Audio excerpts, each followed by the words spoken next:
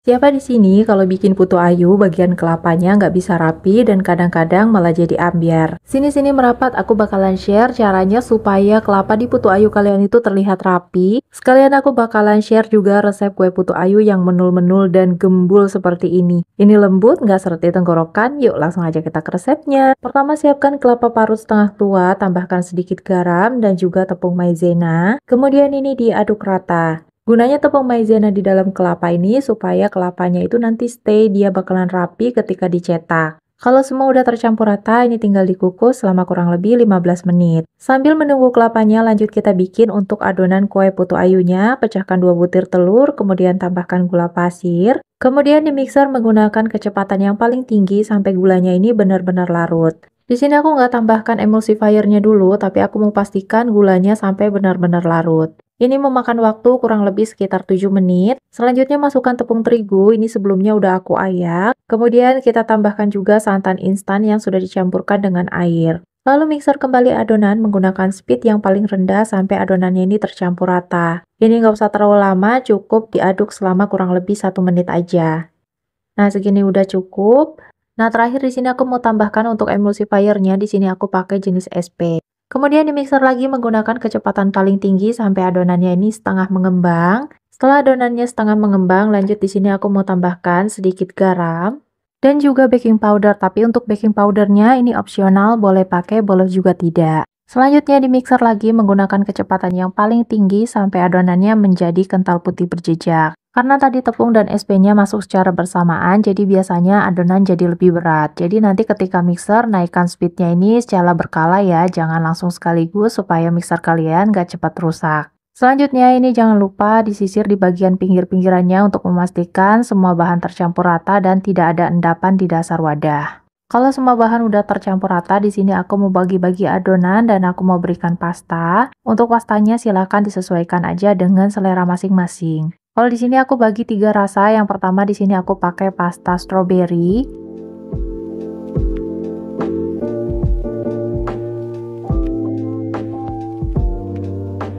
Yang kedua di sini aku pakai pasta pandan.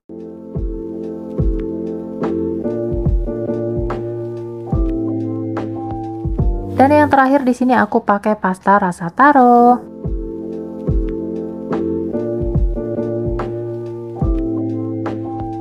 Untuk cetakannya di sini aku pakai cetakan yang agak besar. Sebelum digunakan jangan lupa dioles tipis dengan minyak goreng, supaya nanti ketika kue putu ayunya matang lebih mudah dilepaskan dari cetakannya.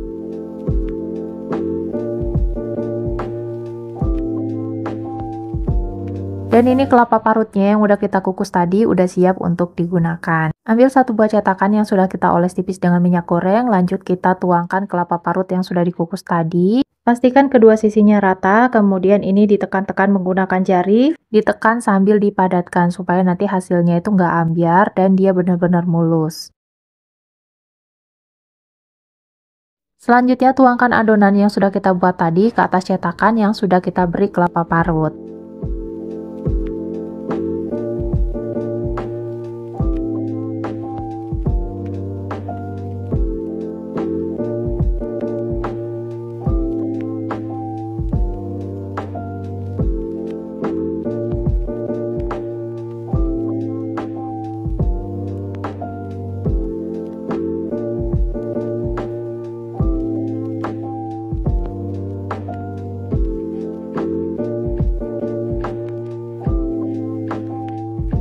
Dan ini untuk hasilnya, ini belum dikukus aja warnanya udah cakep banget ya, apalagi kalau udah dikukus nanti. Sebelum dikukus jangan lupa dandangnya dipanaskan dulu dan biarkan airnya sampai benar-benar mendidih. Setelah itu, setting api kompornya menjadi sedang aja, jangan terlalu besar. Karena kalau kita mengukus menggunakan api besar, biasanya adonannya itu bakalan meluap dan bentuknya itu jadi jelek banget. Nah, karena aku masih pakai dandang yang tradisional seperti ini, jangan lupa di bagian atasnya ditutup dengan kain bersih, supaya tidak ada air yang menetes ke dalam kue. Kukus selama kurang lebih 15 menit sampai adonannya matang. Setelah adonannya matang seperti ini boleh diangkat dan disajikan.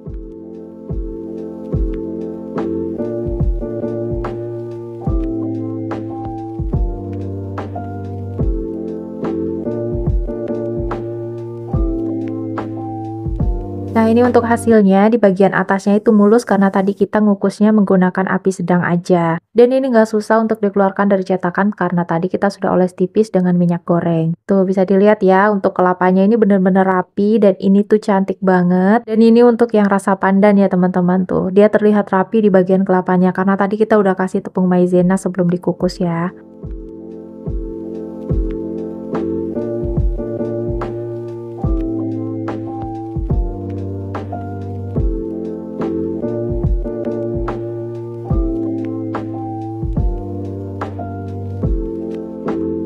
Dan ini penampakan kue putu ayu yang sudah kita buat tadi, hasilnya itu bener-bener tinggi dan gembul banget. Dia itu nggak bantet sama sekali. Pokoknya kalian kalau bikin kue yang satu ini tuh adonannya wajib kental putih berjejak supaya dia nggak bantet. Selain itu saat mengukus jangan lupa selalu menggunakan api yang sedang supaya hasil dalamnya itu nggak berongga besar dan dia akan terlihat mulus seperti ini. Nah, gimana cara bikin putu ayunya? Gampang banget kan? Kalian jangan lupa recook ya. Happy cooking!